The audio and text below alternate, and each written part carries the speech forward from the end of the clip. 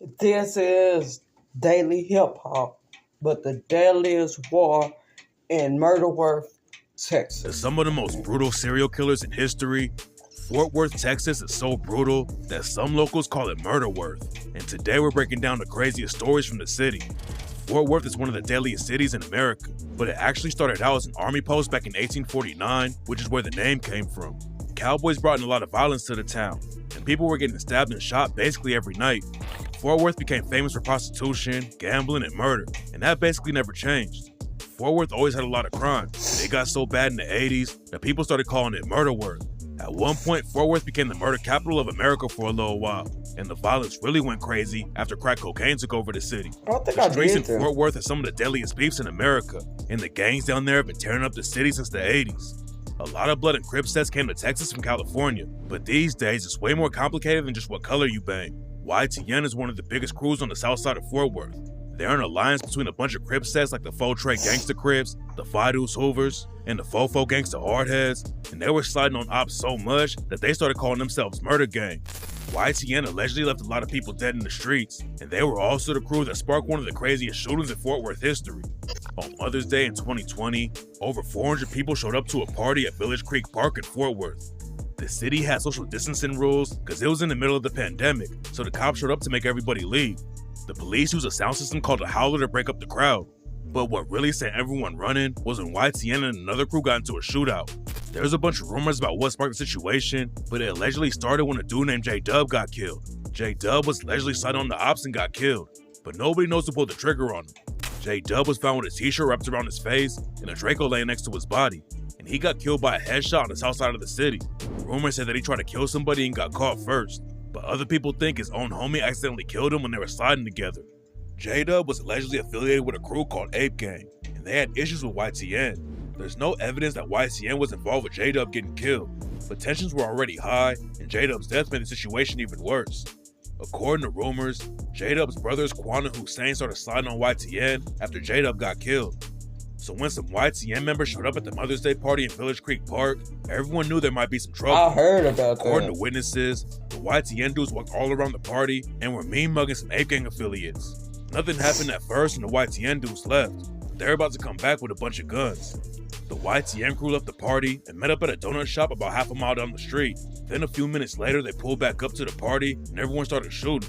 There were over 400 people in the crowd and the cops were already at the scene, but that didn't stop YTN and Ape Gang from shooting. YTN Cash and YTN Cheese allegedly started shooting first. Then Ape Gang busted back and hit both of them. YTN also beefs with a set called EBK. A lot of dudes from different cities rep EBK, aka Everybody Killer. But in Fort Worth, EBK is a renegade set with a bunch of Bloods and some Crips that are mostly from an area called Stop 6. Stop 6 is one of the craziest places in Fort Worth, and you always gotta be ready for smoke if you want to survive out there. And it's sad. I was over there years ago. I stayed over there in Stop 6, so that was years ago.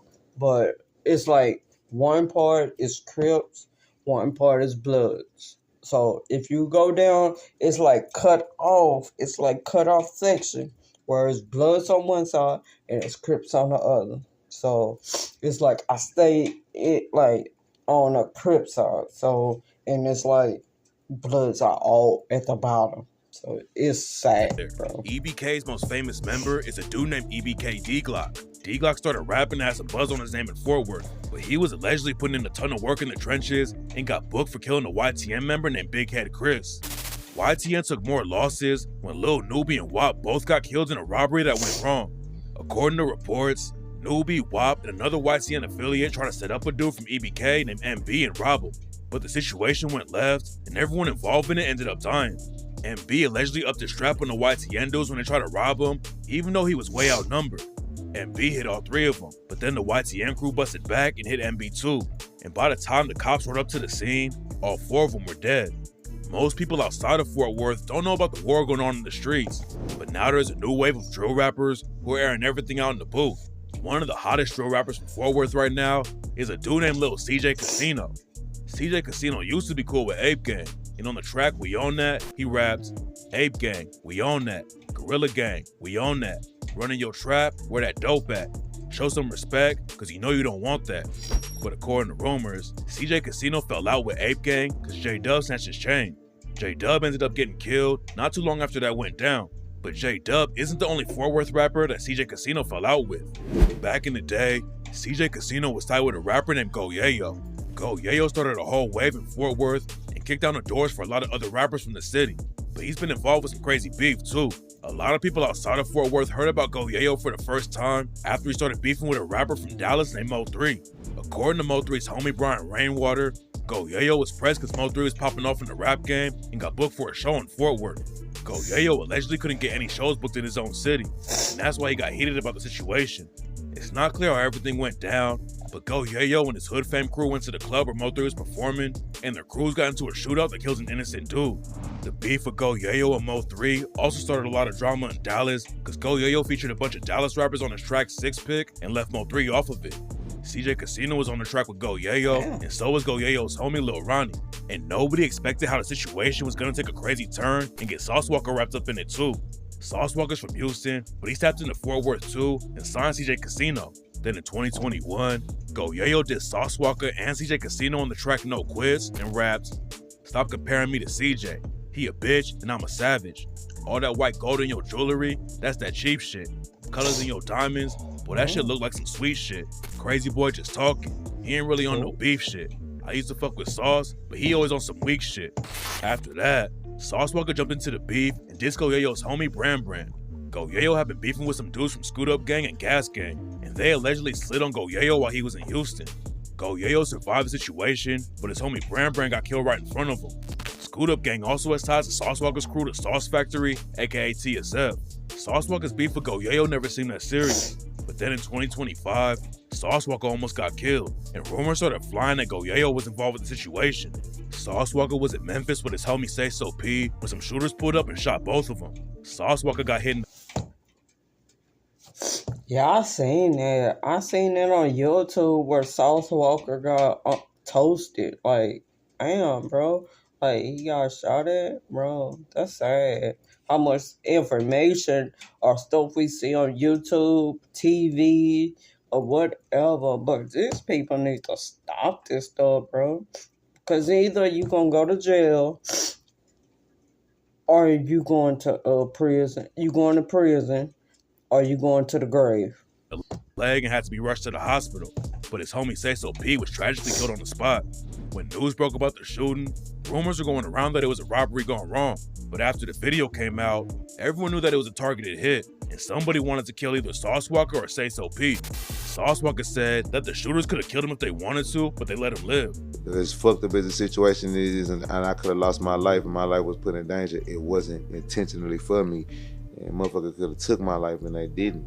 Say So P is from Memphis, and rumors say he got killed because he took $200K from some Memphis goons. But now all kinds of stories are going around because one of the shooters ended up getting killed in Sauce Walka's hometown of Houston. Sauce Walka said he wasn't gonna slide for Say So P, but after the shooter got killed in Houston, Sauce Walka posted a pic flexing a bunch of cash in front of the hospital. Some people think someone from Texas put a bag on Sauce Walka's head and they tried to collect it in Memphis. And now Go Yayo's name is getting dragged into it. There's no evidence that Go Yayo was involved at all though. The alleged shooter got killed in Texas, but nobody knows if he's even from there, and there's a good chance he's from Memphis and just did the race after the Say So P murder. Sauce Walka also said he never wanted to beef with Go Yayo because he wanted to bring everyone in Texas together. I was disappointed at what Texas could have became if all my little brothers because my real goal was to bring all of Fort Worth together. The CJs, the Bugattis, the Yayos, they all together. They was like a little TSF to me. They had potential to be what we is or be another bird, to be greater, fuck it, whatever. I'm happy for them. I wanted to see it happen. And in 2023, Go Yayo's homie Murder Gang PB dropped the track Houston We Have a Problem and raps, Houston we got a problem. Rewind the tape, let's set the record straight. Yayo and Sauce Walka, I can remember this shit like yesterday. South by Southwest reppin' Texas, thought we was gonna elevate. Say Cheese made a list, and after that, it's like we segregated. Now I ain't blaming Sean Cotton, but Texas could have been poppin' if TSF, Hood Fame, and Murder Gang was still rocking. Go Yayo has no connection to the Sauce Walka situation, but his own homie just got killed in a brutal way in Fort Worth. On March 3rd, 2025, Go Yayo's homie Lil Ronnie was at a car wash with his daughter on Forest Hill Drive. It was 10:50 in the morning, and Lil Ronnie was just trying to clean his whip. But what he didn't know was that 2 shooters had followed him to the car wash. The goons got out of their whip and started shooting. Sad Lil Chucky Ronnie tried dog. to take off on foot. There was a fence in the way that he couldn't climb though, and the shooters walked him down and left him dead at the scene. The cops put the shooters right. It's sad that you watch people grow up from childhood, like not really childhood, but you know, as teenagers, you see them grow up. But then as they get older and grown, you don't know what's going on.